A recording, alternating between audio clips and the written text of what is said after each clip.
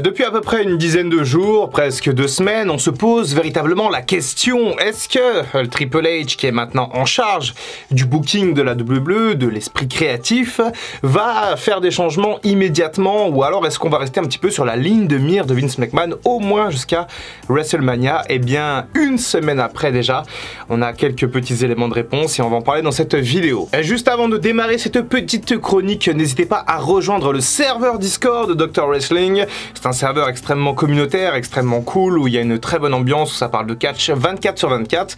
Donc voilà, si jamais vous avez Discord et que parfois vous vous ennuyez un petit peu, vous avez envie de parler de catch avec des gens cool, rendez-vous sur le Discord de Dr Wrestling. Alors, ce cher Triple H, parlons-en maintenant. Depuis qu'il est arrivé, effectivement, il y a eu quelques changements, on a pu le voir. Triple H lui-même l'avait annoncé dans un mail adressé à tous les employés de la WWE, même si Vince McMahon, du coup, même si mon beau-père Vince McMahon a fait des choses fantastiques durant l'histoire, et c'est le cas.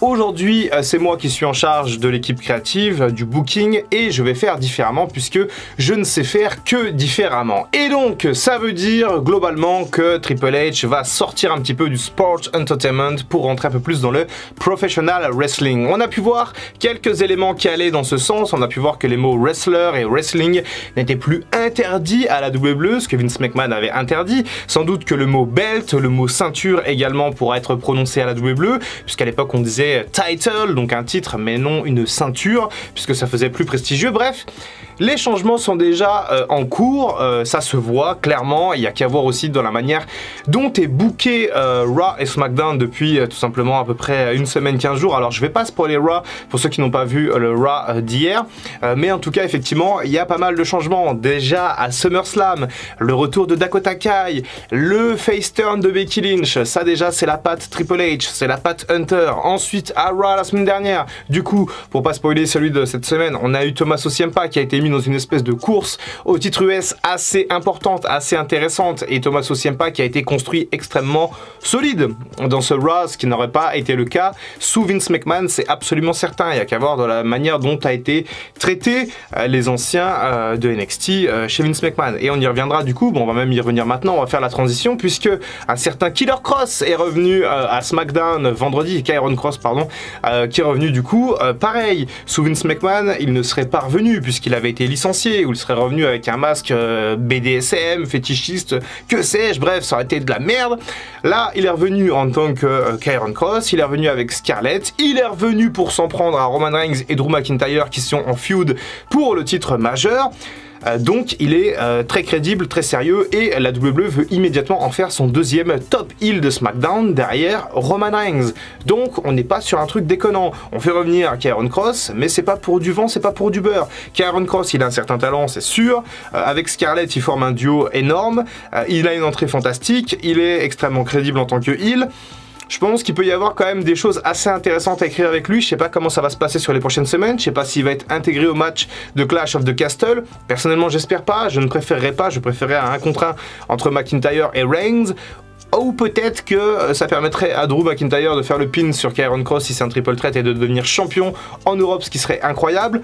On n'y est pas, on en reparlera du coup de Clash at the Castle au début du mois de septembre, à la fin du mois d'août. Bref, tout ça pour vous dire que les changements sont effectifs maintenant en fait. Ça y est, c'est parti. On peut le voir dans le booking, dans la façon dont les histoires sont racontées. Encore hier soir à Raw, il y a eu un retour d'un ancien NXT, je vais pas le spoiler, mais la façon dont il est revenu, c'était exceptionnel, c'était énorme. J'ai adoré ce storytelling. Ça nous annonce des semaines vraiment palpitantes, excitantes, et en plus ça se sent dans les ratings. Les ratings de SmackDown sont en train d'exploser.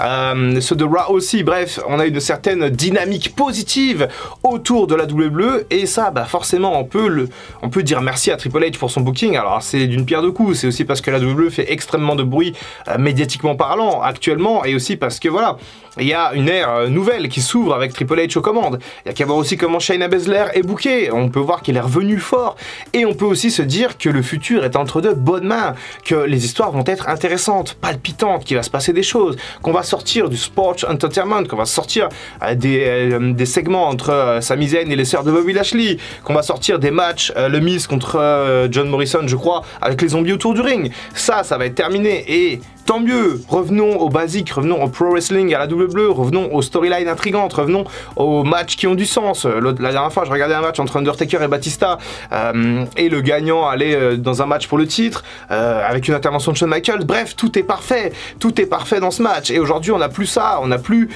cette cohérence. Si ça avait été Vince McMahon en charge de Raw et SmackDown après SummerSlam, on aurait eu des rematchs de SummerSlam qui n'auraient eu ni queue ni tête, et on n'aurait pas eu de choses intéressantes. Là, on construit d'autres choses, on part directement sur un autre chemin avec Ciampa qui va affronter Lashley. Bon, du coup je spoil pas, hein, c'est arrivé hier du coup, mais je spoil pas.